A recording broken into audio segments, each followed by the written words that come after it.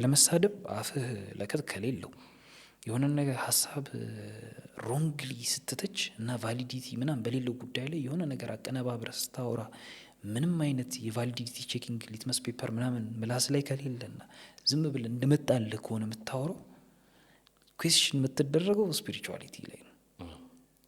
በቃ ይዞዬ እኮ እንዴ ብዙ ነገርህን ነው የሚገመግመው። ግን የምር የሚሰግድ ሰው እንደዚህ ይላል እንዴ ልትል ትችላለህ። እንዴ አዝካር የሚል ሰው እንደዚህ ይላል እንዴ? ይሄ ሙስሊም የሆነ ሰው ብሮድ እናድርገውና ሙስሊም የሆነ ሰው እንዴት እንደዚህ አይነት ነገር ካፉ ይወጣል ልትል ትችላለህ። ምክንያቱም ከሁክም በፊት ነብዩ ሰለላሁ ዐለይሂ ወሰለም ሁክሞች ከመምጣታቸው በፊት ምናቃቸው ምንድን ነው? በአኽላቃቸው። ለምን መሰለህ?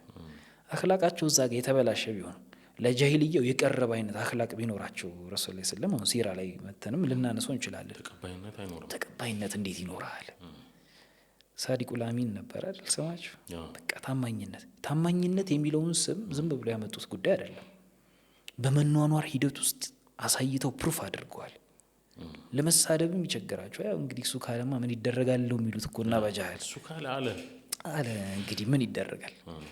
አለማመን ይከብዳል። አለማመን ይሄን አንድ ሁለት ሶስት ሚስ ያደረግነው ትልቁ